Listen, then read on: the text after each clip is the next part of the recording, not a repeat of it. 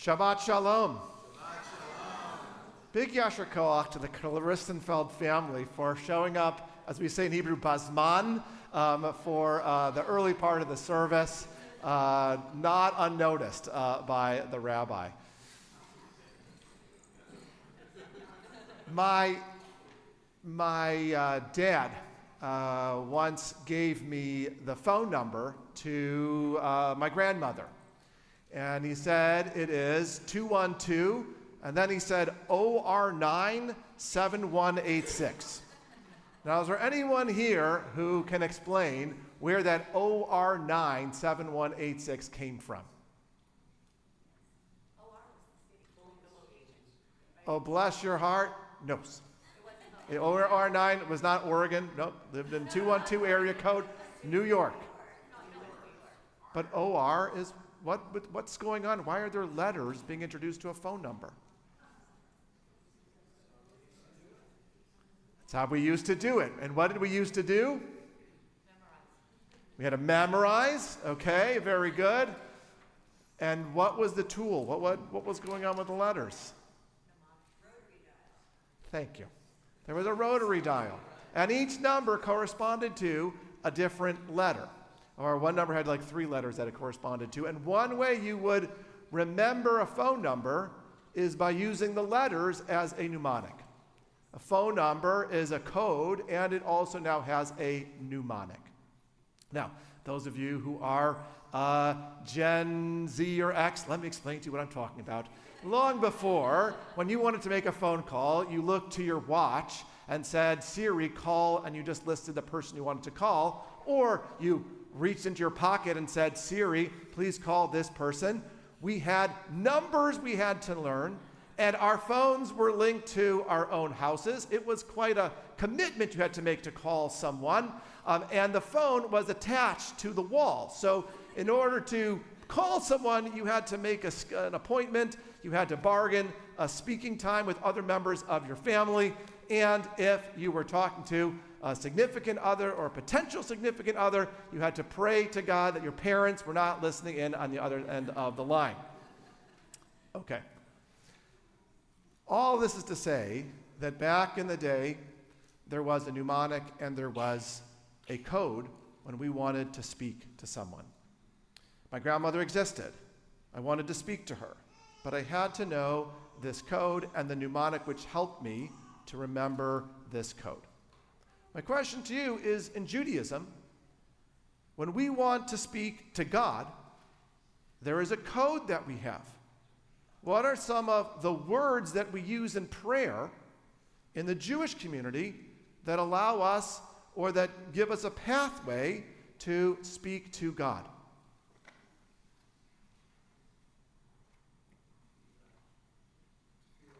Tefillah, okay? In Hebrew it means to engage in self-reflection, but it also means prayer, or commonly understood as prayer. And in our prayer book, you will see certain types of words that are used that serve as like the calling card for God. They are, in many ways, blessings. And blessings have a code in Judaism. We're going to unpack why that is and what they mean. But what is that code? I want to say a blessing. What words come to mind? Baruch atah. Baruch means bless. Atah means you. Adonai, God. Okay? That is our sacred code. And there's an element of this code that comes in many ways from this week's Torah portion, from one of our authors of prayer, although we're going to see he borrows it from a very interesting source. And that is, it is Moses, and it is in this week's Torah portion. And I want us to turn to page 846 to see what it is that I am speaking about.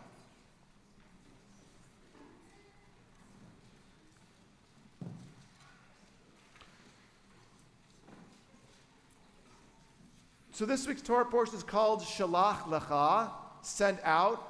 Moses commanded to send out spies to the land that God is going to show us and give us.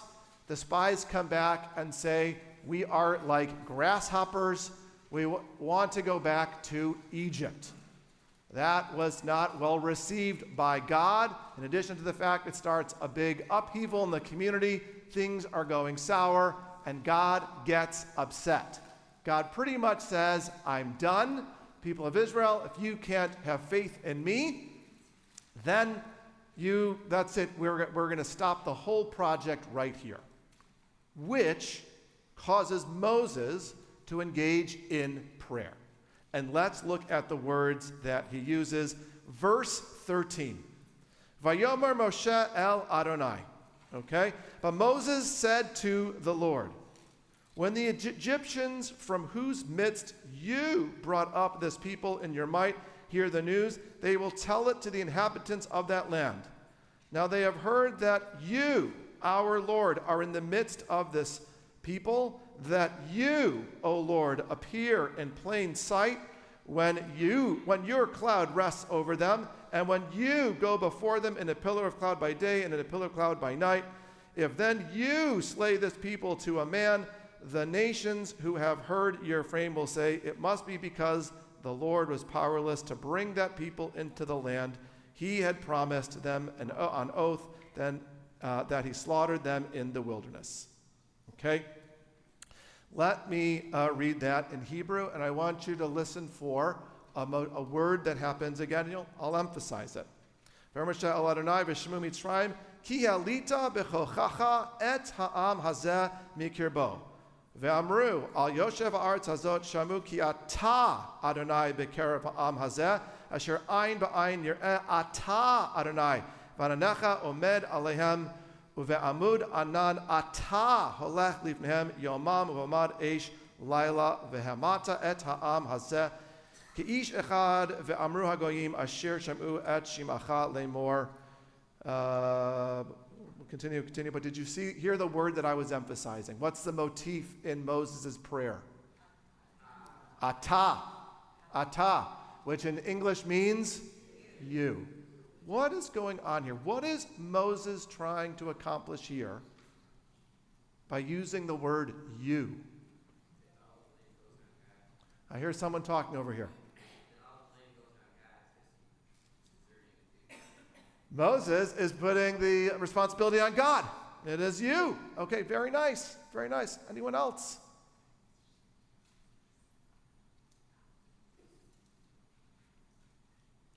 What does the language you hint at?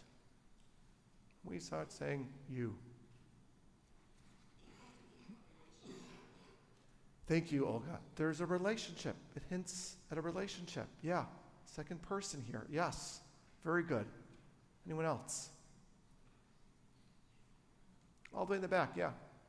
Sometimes it can be in an accusatory way. It can be an accusatory, sure. It could be like, you, right, not me. Mm-hmm. Sure. Joseph Heinemann points out that there's a debate in the Talmud about how blessings should be formed. And one should be Baruch Adonai, blessed is God.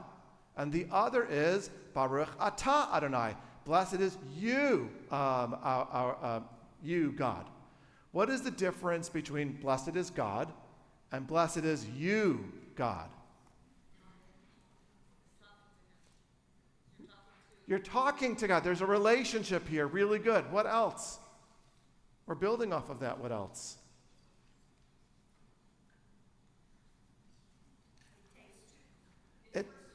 It's personal, yes. Well, intimate, yes. Diana, do you want to say something? I was going to say it's very specific. Like, if you ask me how I am, probably I'll say Baruch Hashem. Like, everything is good. Like, it's more like used in everyday, whatever. And we also get that from our sources. And then again, the Baruch Atah Hashem is really when you're asking for something. You're either thanking. It's much more. There's more of a purpose either. It's an attention grabber. It's more specific. Yeah. Instead of just blessing God, it makes it personal. I'm blessing you, God. And Heinemann points out something very interesting. Like, this is God. Okay, and what is the most common motif? Finishing the blessing. Let's finish the blessing. Baruch atah Adonai Eloheinu melech haolam. What is melech haolam? King of the world. So, is this a way to talk to a king? And Heinemann Point compares this language compared to how Joseph speaks to Pharaoh. And if you want to put a thumb where we are and go to page 243, take a look. Then the chief cupbearer told his dream to Joseph. He said to him, sorry, let me just find that quote, sorry.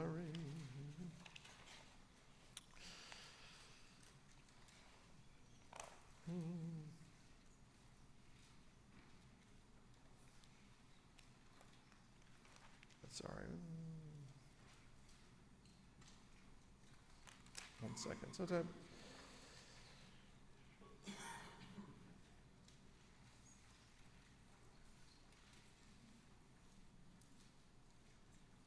Okay, 1 second.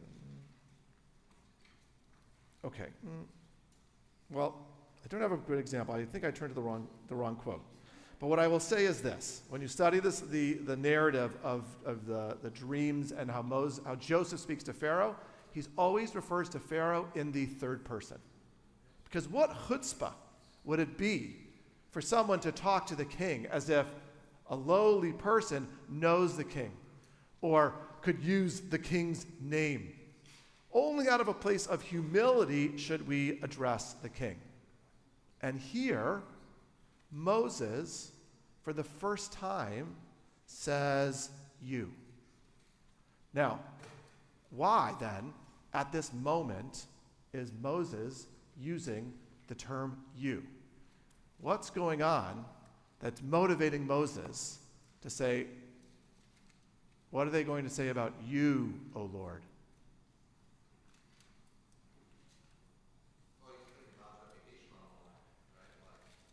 He's going to put God's reputation on the line, but what is Moses trying to accomplish here? What is his goal as the leader of the Jewish people at this moment? So, power? What? Power. To accomplish what goal? Moses wants to raise his level, sure, but to accomplish what in this week's Torah portion? What's going on? What did the people of Israel just did?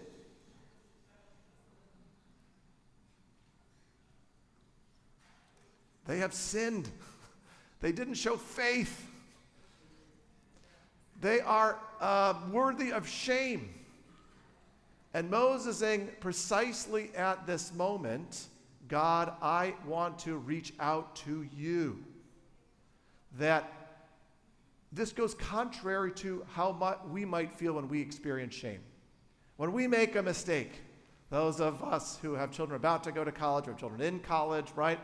We often don't get a lot of phone calls, for the most part, right? When our kids do something, embarrassing, they don't want to call us and be like, hey, Mom, Dad, guess what I just did? I made this horrible mistake, okay?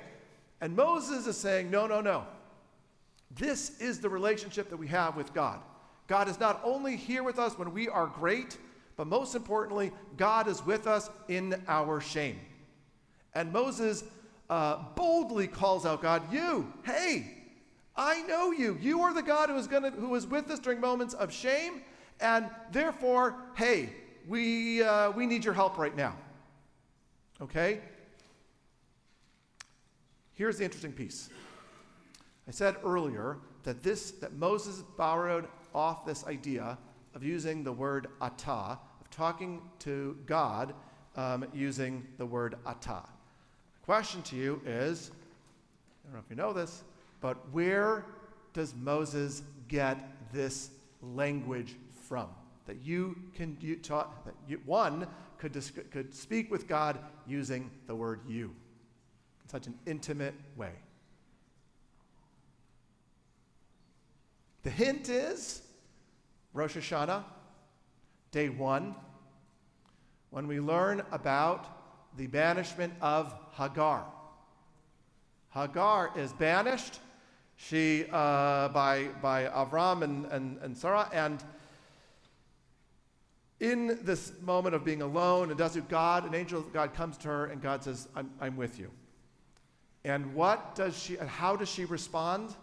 She responds using the words, Vatikra Shem Adonai. And she called the Lord, Hadover Aleh, who spoke to her at that moment, Ata El Roi. You are El Roi. Now, we think it's like you are saying, she is saying, hey, God, you are this. But actually, when you look at the text, what she's saying is, God, your name is you are the seer. It is Hagar, the maidservant of Avram, the mother of Ishmael, who uses the language Atah in the first time we see that in the entire Torah. And there are only two in the 5 books of Moses who use this language to talk to God. One is Moses, the other is Hagar. So first, it's worth noting that we are learning this language of connection from the non-traditional source, from, at the moment, the stranger in the world or in the camp. And secondly, she is experiencing God at a moment of desolation. She is destitute. She is completely alone. And it's precisely at that moment, of that low moment, that God is with her, and therefore she affirms, you are the God who is with us when things are not going great, when we are without.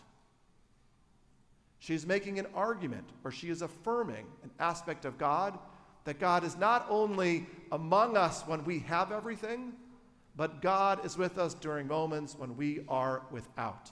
God is not only with us during moments when we are together as community, but God is with us when we feel alone or helpless. So in this week's Torah portion, we see an ancient code for how to reach out to God and mnemonic. The code is, God is with us when we are alone. God is with us during moments of shame. Perhaps this is why this Torah portion is recited on Rosh Hashanah, the Super Bowl of prayer, to validate those of us who are feeling shame for the year or feeling alone, that this is the God who we are to reach out, who is with us during those moments. And the mnemonic of that code is the word atah. Anytime we forget that, well, we should say the blessing, Baruch Atah. Not far away God who is distant from me because I'm filled with shame and alone.